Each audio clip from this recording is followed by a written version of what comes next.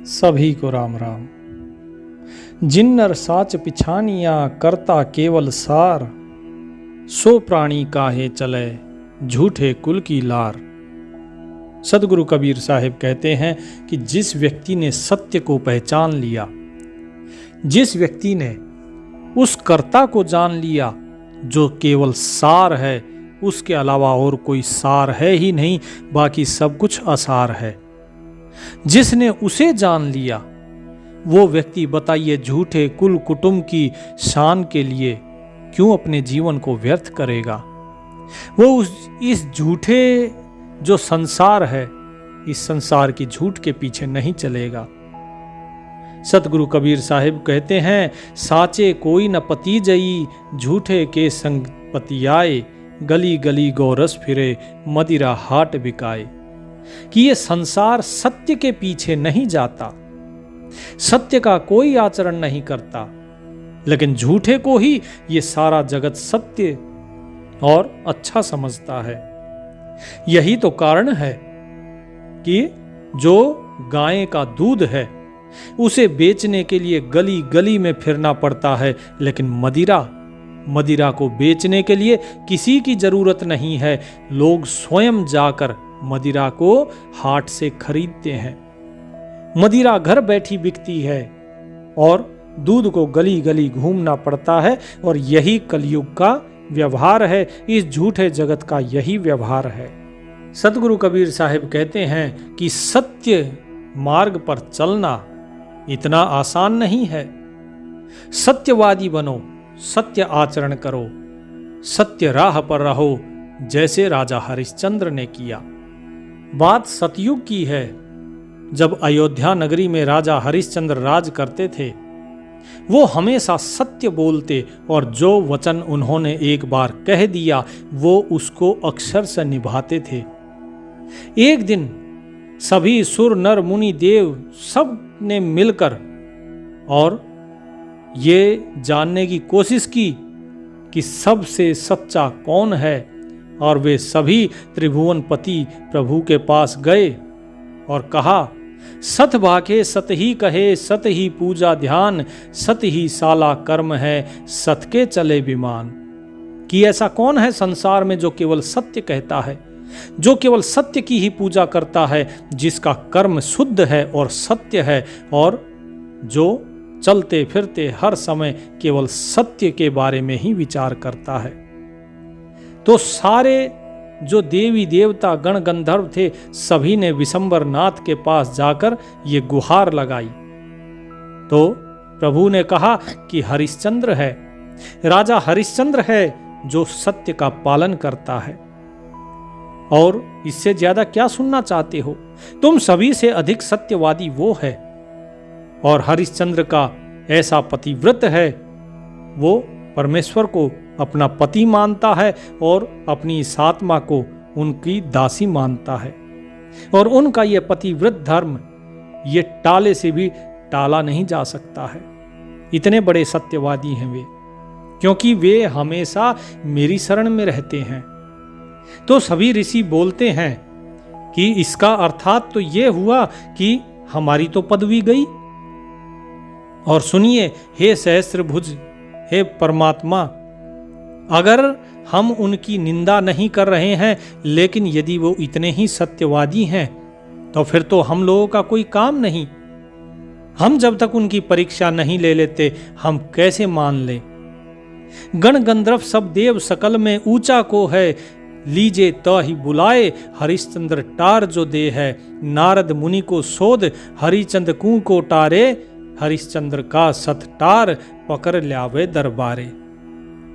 प्रभु ने कहा कि हे गण गंधर्व देव दानवों, सभी को मैं कहता हूं कि तुम में जो सबसे ऊंचा, अपने महान, सबसे ज्यादा जो स्वयं को भक्त मानता हो, ज्ञानी मानता हो, उसे बुला लो और फिर उसको भेजो, अगर वो हरिश्चंद्र को सत्य से डिगा सके तो।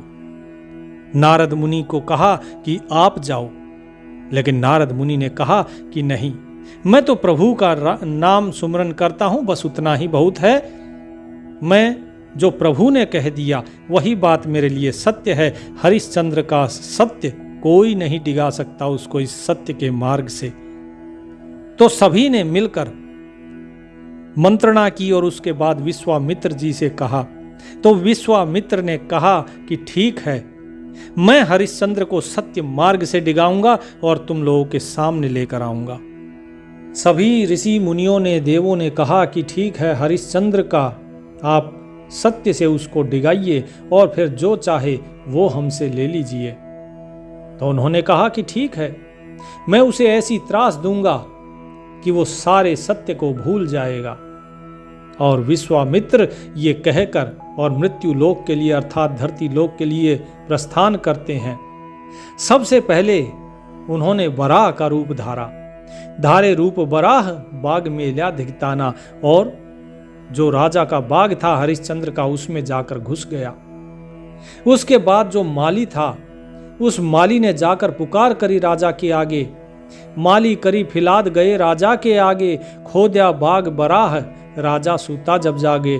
और राजा हरिश्चंद्र सुबह सुबह जैसे ही सोकर उठे, तुरंत जाकर माली ने कहा कि महाराज उठिए, एक वराह ने, एक सूअर ने पूरा का पूरा बाग उजाड़ दिया है, आप आइए।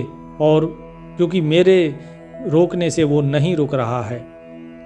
अब इन्होंने कहा कि ठीक है, चलो मैं आता हूं। ये अपनी पोशाक पहनकर और बाण मंगवाकर और चलते हैं शिकार के लिए। आगे आगे ढोल नगाड़े वाले थे ताकि वो भाग जाए और उसे मारना ना पड़े। बाग में से वो वराह निकला। ये वराह वही विश्वामित्र ही थे जो वराह का रूप धारण किए हुए थे और राजा के आगे आगे दौड़ने लगा। राजा उसको दौड़ाते रहे और जैसे ही राजा रुके वो भी रुक गया। राजा को लगा ये ऐसे नहीं मानेगा और अंततः लगभग 10 योजन तक उसको दौड़ाता हुआ लेकर गया और उसके बाद वो एक जंगल के अंदर गायब हो गया। और आगे पंडित का रूप धर लिया विश्वामित्र ने और वहां पर बैठ गए ध्यान लगाकर। राजा पूछते हैं जाकर कि हे महाराज, क्या आपने यहाँ पर किसी सूअर को, किसी जानवर को आया हुआ देखा है? उसने यहीं पर आकर अपने आप को छुपाया है। उसने हमारे सारे बाग वृक्ष सब कुछ खोद डाले हैं, हम उसे ही ढूंढ रहे हैं। तो पंडित बने हुए विश्वामित्र जी कहने लगे, हे राजा, तुम रणधीर हो और इतने बड़े तुम रणधीर होकर भी, राजा होकर, और एक छोटे से जानवर के पीछे लगे हुए हो। मुझे ये बात सुनकर बड़ी ही पीड़ा लगी। सत्यवादी हरिश्चंद्र एक छोटे से जानवर के पीछे लगा हुआ उसके शिकार के लिए। तुम तो राजा हरिश्चंद्र हो। अरे तुम्हारे नाम का तो डंका बजता है सत्य का, और तुम ये क्या कर रहे हो? जाओ स्नान ध्यान करके आओ और थोड़ी बंदगी करो। तो उनका जो आदेश था वो मानकर ये जाते हैं नदी में नहाने धोने के लिए, क्योंकि सुबह उठते ही माली ने कह दिया था, स्नान ध्यान तो इन्होंने किया नहीं था। अब ये आते हैं और आके अपना जो घोड़ा था इनका उसे पेड़ से बांध दिया और अपने जो कपड़े थे उनको निकाल के रखते हैं, नहाए धोए और तैयार हो गए। और जब तक ये स्नान करके आते हैं तब तक विश्वामित्र जी ने अपनी माया से एक कन्या को उत्पन्न किया और कहा कि हे राजा हरिश्चंद्र, तुम तो दानी हो और मैं एक छोटा सा भिखारी हूं। तुम इस कन्या को देखो, ये कन्या कुंवारी है, ये मेरी पुत्री है, मुझे इसका विवाह करना है, इसके लिए मुझे कुछ धन की जरूरत है। तो राजा हरिश्चंद्र बोले कि ठीक है, आइए आप अयोध्या नगरी आइए और हम रास्ते पर चलते हैं, आप जैसे ही वहां पर आएंगे हम आपको दान देंगे। राजा ने अपना सर नीचा कर लिया, क्योंकि उस समय राजा के पास कुछ धन देने के लिए था नहीं। लेकिन पंडित बने हुए विश्वामित्र जी बोले कि सुनो राजा, ये जो शरीर है ये नश्वर है, क्षण भंगुर है, इसका पता नहीं है कि ये कब नष्ट हो जाए। तुम्हारा 10 योजन का पंथ है, इतनी दूर तक जाते जाते अरे पता नहीं अयोध्या पहुंच भी पाएंगे, हम पहुंच पाए या तुम पहुंच पाओ या कोई भी ना पहुंच पाए, इसीलिए तुम्हें दान देना है तो यहीं दो। तो पूछते हैं राजा हरिश्चंद्र कि ठीक है भगवान, इसका विवाह तो आप कर देंगे, लेकिन वर कहां है? तो उन्होंने कहा कि जो लड़का है वो स्नान करने गया हुआ है नदी के तीर पर, और आप विलंब मत कीजिए, आप जो भी दान देना है आप दे दीजिए। उग्रनंद नाम है लड़के का, और ये कन्या है, इसका नाम है हरिबाई। 12 वर्ष बीत गए हैं और 12 वर्ष के बाद हमने इनकी सगाई की, लेकिन अब जबकि लड़का बड़ा हो गया है, अब फेरों की बारी आई है, तो अब मुझे कुछ न कुछ तो देना होगा लड़की के विवाह में। तो हे राजा, अब कुछ दान करो ताकि तुम्हारा कल्याण हो सके। राजा ने उस कन्या को आशीर्वाद दिया और 7 सोने की मुद्राएं निकाल के उन्होंने कन्या को दी। लेकिन इसका विरोध कर दिया पंडित ने, अर्थात विश्वामित्र जी ने, कि कहा कि राजा, तू स्वयं को राजा कहता और केवल 7 स्वर्ण मुद्राएं दे रहा है, तू इस प्रकार का उपहास कर रहा है। अगर ऐसे ही अगर तूने उपहास करना था तो क्यों स्वयं को तू सत्यवादी कहलाता है? अरे अयोध्या में तो बहुत माल है और तू केवल 7 स्वर्ण मुद्राएं दे रहा है। तूने मेरा अभी तक क्रोध नहीं देखा है, तूने मेरा उपहास किया, मैं तुझे श्राप दूंगा। इस पर राजा ने घबरा कर कहा कि हे महात्मन, आप मुझे श्राप मत दीजिए। मैं तो सुबह सुबह उठकर आया था, मेरे पास अभी केवल इतना ही धन है, और अगर आप कहें तो मैं अपना तन मन धन सब कुछ अर्पण करने को तैयार हूं, लेकिन मुझे श्राप मत दीजिए। तो उन्होंने कहा कि ठीक है, यदि ऐसा है तो लिखो कि तुम सब कुछ अपना मेरे नाम पर कर रहे हो, तभी मैं मानूंगा कि तुम्हारी बात में कोई सच्चाई है। नहीं तो ऐसे राजा हमने बहुत देखे हैं जो वचन देते हैं और फिर जाते हैं। तुम ही ने अभी देखो कुछ देर पहले कहा था कि तुम मुझे धन दोगे, और महज 7 मुद्राएं देकर तुम मेरा उपहास कर रहे हो। इस चीज से हरिश्चंद्र को आहत हुए और उन्होंने अपना तन मन धन सब कुछ लिख दिया एक पत्री पे, और जो घोड़ा था उस घोड़े के ऊपर विश्वामित्र बने, जो पंडित बने हुए थे, वो बैठ जाते हैं और राजा को आगे आगे कर लेते हैं कि चलो अब। इस प्रकार से जो राजा हरिश्चंद्र थे वो पैदल चलते हुए और आगे आगे चलते हुए विश्वामित्र जी के और अयोध्या में आते हैं। लोग देखते हैं ये सब क्या हो रहा है, एक पंडित घोड़े पर बैठा है और हमारा राजा जो न्याय प्रिय है, जो सत्यवादी है, उसे पैदल चलाया जा रहा है, उसकी ये हालत। वे सभी उनके ऊपर आक्रमण करने के लिए कोशिश करते हैं, लेकिन राजा हरिश्चंद्र उन सभी को मना कर देते हैं। अनेकों अनेक देश के जो राजा आए थे वो सभी राजा देखते हैं कि अरे ये सब क्या चल रहा है, जिसकी पूरा चक्रवर्ती सम्राट है, जिसकी सारे संसार में चलती है, उसको पैदल चलाया जा रहा है। वे सभी देश के राजा आक्रमण करते हैं विश्वामित्र जी के ऊपर, लेकिन वो अपने योग माया से, अपने तपोबल से उन सभी को बंदी बना लेते हैं।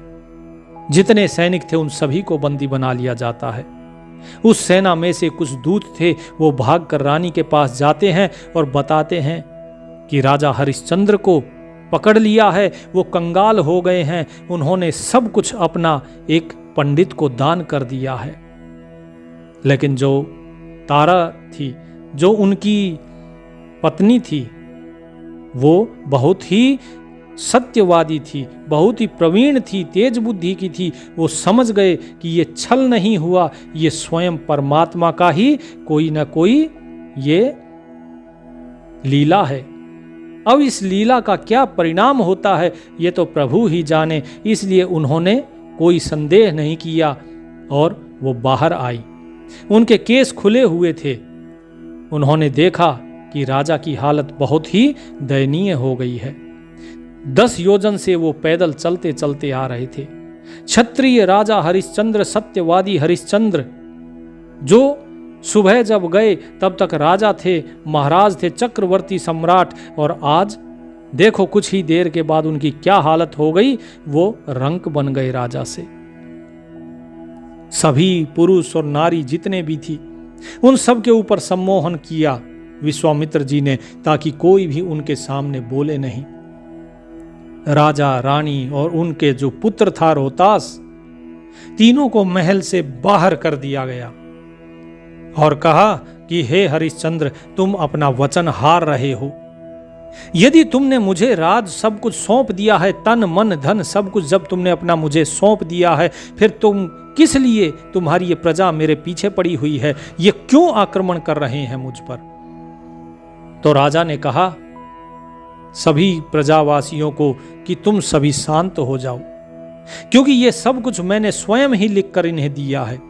इन्हें अपनी पुत्री का विवाह करना था और ये सब कुछ मैंने स्वयं लिख कर दिया है। आज से तुम्हारे शासक ये हैं, मैं नहीं। इतना कहकर राजा हरिश्चंद्र अपनी पत्नी और बच्चे के साथ उस महल से निकलकर जब जाने लगे तो इन्होंने रोक लिया। विश्वामित्र जी ने उन्हें रोका और कहा कि सुनो हरिश्चंद्र, जा कहां रहे हो? तुमने अभी तक अपना जो दान है वो दिया नहीं है। राजा हरिश्चंद्र ने कहा कि कौन सा दान? मैंने सब कुछ तो अपना तुम्हें लिख कर दे दिया। तो ऋषि विश्वामित्र ने कहा कि ये तो तुमने लिख कर दिया है पाती पर, ये तो इस बात का प्रमाण था कि तुम वहां से जंगल से यहां तक आने के बाद मुझे स्वर्ण मुद्राएं दोगे। ये तो इस चीज की जो कहते हैं ना गारंटी, बोले ये तो वो है। लेकिन अब तुम मुझे वो दान दो जिसकी बात हुई थी। तो राजा हरिश्चंद्र ने कहा कि अब तो मेरे पास कुछ भी नहीं बचा, अब तो ना कोई गहने हैं ना कपड़े हैं, जैसा भी हूं बस आपके सामने हूं, अब मैं आपके अधीन हूं, बताइए क्या चाहिए अब? तो ऋषि विश्वामित्र ने कहा कि राजन, तुम्हारा तो उदय से लेकर और अस्त जहां तक सूरज होता है सब जगह तुम्हारा ही तो राज था। क्या तुम मुझे केवल 100 स्वर्ण मुद्राएं नहीं दे सकते हो जो तुम्हारी स्वयं की मेहनत की हो? क्योंकि ये राज्य तुम्हारा स्वयं का नहीं है, तुम तो खाली हाथ आए थे और अभी भी तुम आए हो तो पहले तुमने सब कुछ मेरे नाम पर लिखा है, उसके बाद तुमसे मैं ये स्वर्ण मुद्राएं ले रही हूं।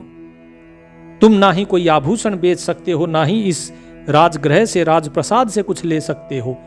तुम्हारी स्वयं की मेहनत की 100 स्वर्ण मुद्राएं मुझे चाहिए अभी और इसी वक्त।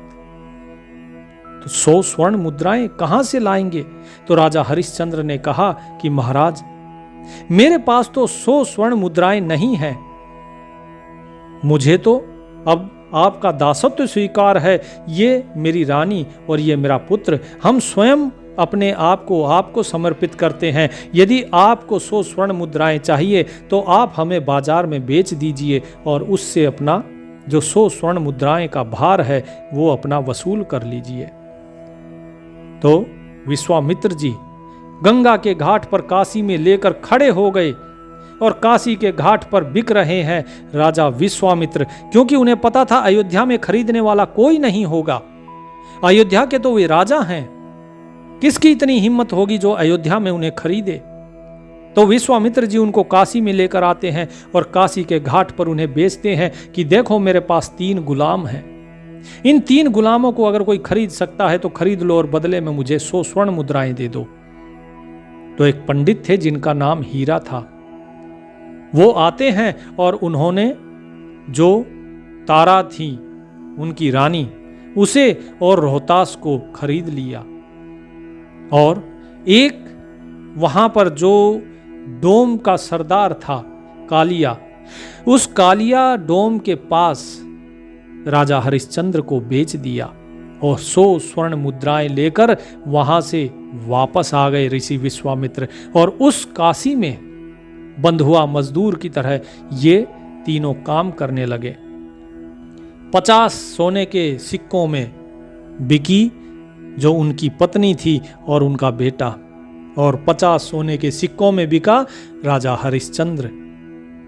जो कालिया था वो क्या करता था, वो शमशान घाट पर जितने भी मुर्दे आते उन सभी का कफन उतार लेता था। जब तक कर नहीं दिया जाए तब तक वो किसी को भी वहां घाट पर जलने नहीं देता था। और यही चीज उन्होंने कहा कि 1.25 रुपया कर है, 1.25 रुपया का दंड हर एक मुर्दे के ऊपर होगा, तुम्हें 1.25 रुपया मुझे देना होगा। तो राजा हरिश्चंद्र ने कहा कि ठीक है मालिक, जैसा आप कहें, और यदि कोई दंड ना दे तो बोले तो उसका कफन उतार लेना, उस कफन को बेचकर ही हम उसका मूल्य उससे वसूल करेंगे। तो राजा हरिश्चंद्र ने जितने भी आते वहां पर जलने के लिए सब उन सभी से वसूल करना शुरू कर दिया कर, क्योंकि उसे अब इसका गुलाम बना दिया गया था जो कालिया डोम था उसका।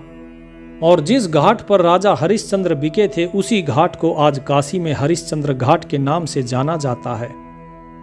वो मुर्दों का कर लेते हैं और उधर घर का काम करती हैं उनकी जो रानी थी। अब होता क्या है कि एक दिन दोनों मिलते हैं। जो रानी थी वो, जो तारा जिनका नाम था, पानी भरने के लिए नदी में गई हुई थी गंगा जी के घाट पर, और ये जो राजा हरिश्चंद्र थे जो उस समय दास बन गए थे, ये भी वहां पर अपना स्नान करने के लिए गए। जब मटका भारी पानी का उठा नहीं, और जब उठता नहीं तो कहती हैं कि हे हरिश्चंद्र थोड़ी सी मदद कर दो, ये मटका बड़ा भारी है, मैं उठा नहीं पा रही। हरिश्चंद्र कहते हैं कि नहीं, ऐसा अनर्थ मैं नहीं कर सकता हूं। तुम एक ब्राह्मण के घर की सेविका हो और मैं ठहरा एक डोम सरदार का दास। जरा बताओ मैं कैसे तुम्हें हाथ लगा सकता हूं, कैसे तुम्हारे मटके को हाथ लगाकर इसे अपवित्र कर सकता हूं।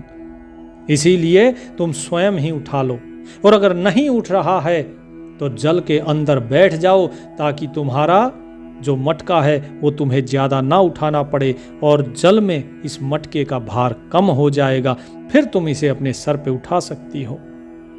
लेकिन हरिश्चंद्र ने मदद नहीं करी।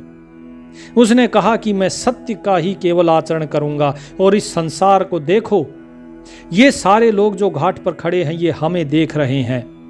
यदि आज मैंने सत्य का आचरण नहीं किया तो जो भी कुछ मैंने किया है वो सब मिट्टी में मिल जाएगा। जिस सत्य के लिए मैंने अपने राजपाट छोड़ा, जिस सत्य के लिए अपने पत्नी अपने बच्चों को भी बिकने दिया, स्वयं को भी एक डोम सरदार को बेच दिया, आज मैं उसी सत्य को बताओ कैसे छोड़ दूं। हरिश्चंद्र लौट आते हैं वापस शमशान घाट में, और कई दिन हो गए भूखे प्यासे बैठे हुए, क्योंकि जिस डोम सरदार ने कालिया ने उन्हें खरीदा था, उसने खरीदने के बाद अभी तक हरिश्चंद्र की सुध बुध नहीं ली थी कि उसने कुछ भोजन खाया है कि नहीं। तो एक दिन कालिया आया, उसने कहा, अरे तुमने कुछ खाया है या नहीं खाया है? मुझे तो ध्यान ही नहीं रहा, मैं तो अपने दूसरे कामों में लग गया। तो उन्होंने कहा कि मैं आपका दास हूं, आपका सेवक हूं, जब तक आपका आदेश नहीं होगा बताइए मैं कैसे खा सकता हूं। कालिया को बड़ा अफसोस हुआ कि मेरे कारण एक व्यक्ति इतने दिन भूखा रहा। वो उन्हें बाजार में लेकर गए, और बाजार में ले जाकर एक दुकान दिखाई और कहा कि जब तुम्हारा दिल करे तब यहाँ पर आना, और यहाँ तुम सत्तू मिठाई जो तुम्हें चाहिए हो तुम खा सकते हो।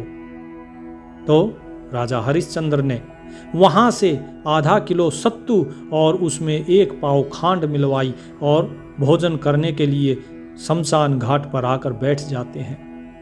जैसे ही वहां पर बैठते हैं, वो भोजन करने ही वाले थे, इतनी ही देर में वहां पर एक पंडित आता है।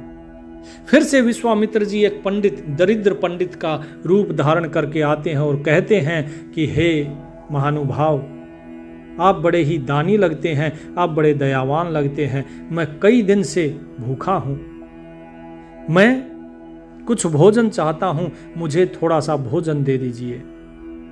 आधा जो भोजन था वो हरिश्चंद्र जी दे देते हैं उसके।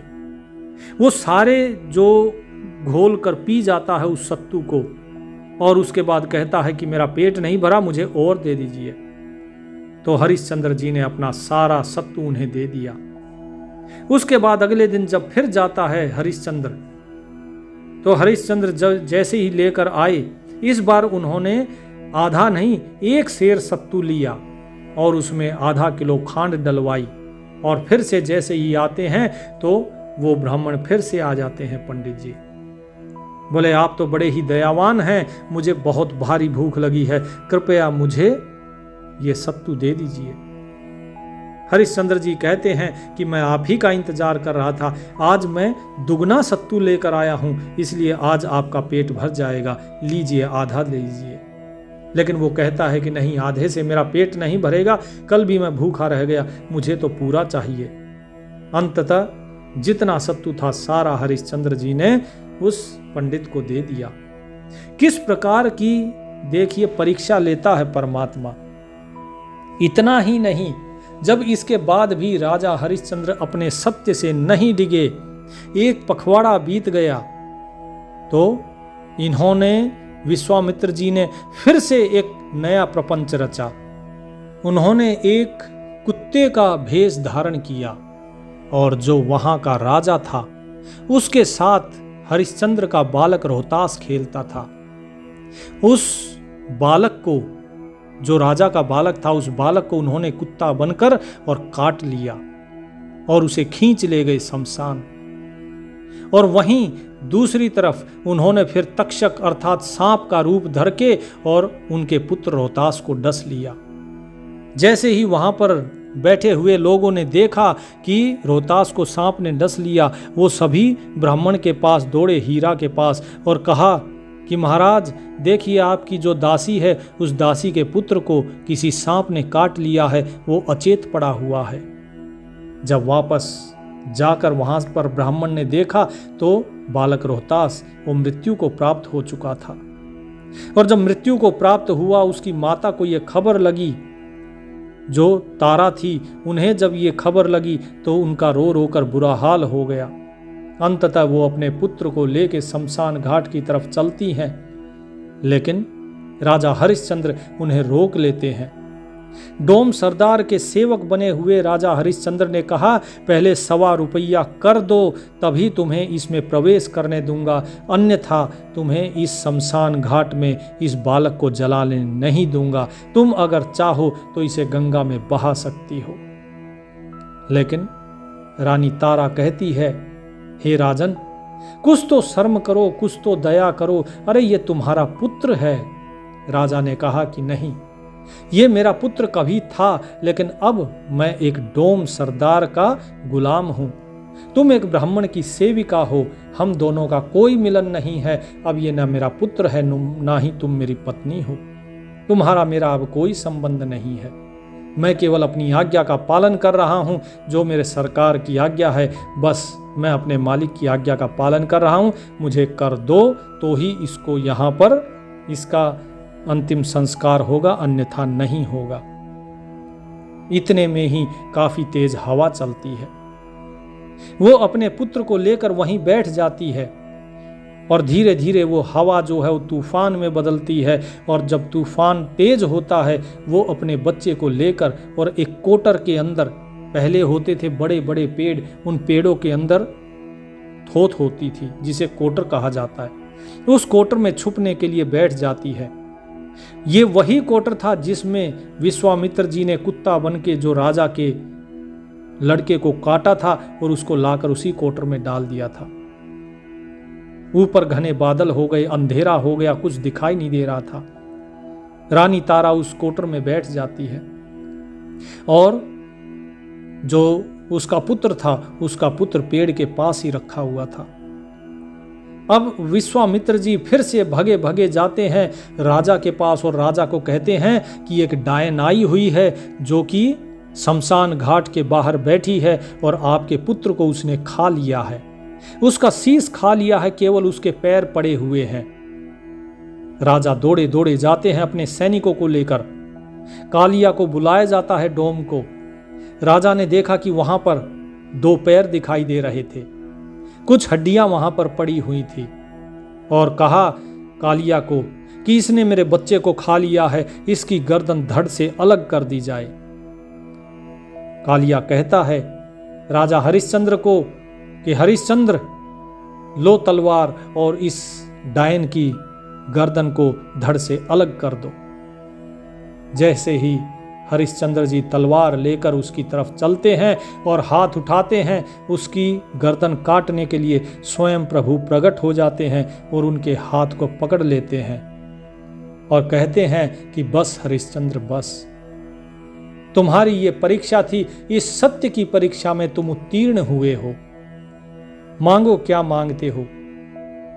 मैं तुम्हें वर देता हूं कि आज से और जब तक ये चतुर्युग रहेगा, सतयुग, द्वापर, त्रेता, कलयुग, ये आएंगे जाएंगे, लेकिन ये चारों युग भी तुम्हारी महिमा को मिटा नहीं पाएंगे। तुम जैसा सत्यवादी न कभी हुआ है और शायद भविष्य में कोई हो भी नहीं। तुम्हारे जैसे संत के जो बात करेगा, जो तुम्हारी जैसे संत की गाथा सुनेगा, उसके मन में भी सत्य भाव प्रकट होगा, उसको भी पुण्य मिलेगा। इसीलिए मांगो जो इच्छा हो। तुम कहो तो तुम्हें मैं मुक्ति, तुम्हें परलोक में ले जाऊं। तुम कहो तो मैं तुम्हें अपने हृदय में समाता हूं। बोलो तुम्हें क्या चाहिए। तो राजा हरिश्चंद्र कहते हैं, हे प्रभु, आपने बड़ी कठिन परीक्षा ली, लेकिन अगर आपको लगता है कि मैं सत्य की इस परीक्षा में उत्तीर्ण हुआ हूं तो मुझ पर कृपा कीजिए। जो कालिया है, जो डोम सरदार हैं, वो मेरे लिए पिता तुल्य है, क्योंकि उनके अधीन रहकर मैंने अपना भरण पोषण किया है, इसलिए इनको मुक्ति प्रदान की जाए। जितनी मेरी ये सेना है, इस सभी को मुक्ति प्रदान की जाए। जितने भी मुर्दे इस घाट पर बहाए गए हैं मेरे द्वारा, सभी को मुक्ति प्रदान की जाए। प्रभु ने कहा कि ठीक है, ऐसा ही होगा। राजा हरिश्चंद्र बोले कि हीरा पंडित, जिनके अधीन रहकर मेरी पत्नी ने जिनकी सेवकाई की, मेरे पुत्र रवतास को जिन्होंने आसरा दिया, उन्हें भी मुक्ति प्रदान की जाए। इतना कहकर प्रभु कहते हैं कि हे राजन, तेरी अयोध्यावासी धन्य है और ये काशी नगरी धन्य है। तू जिस जिस को कहेगा, वो सभी जितने भी तेरे आसपास रहे हैं, जिसके मन में भी तेरे लिए संवेदना थी, तुझसे प्रेम था, हर एक उस व्यक्ति की मुक्ति तेरे सामने ही होगी।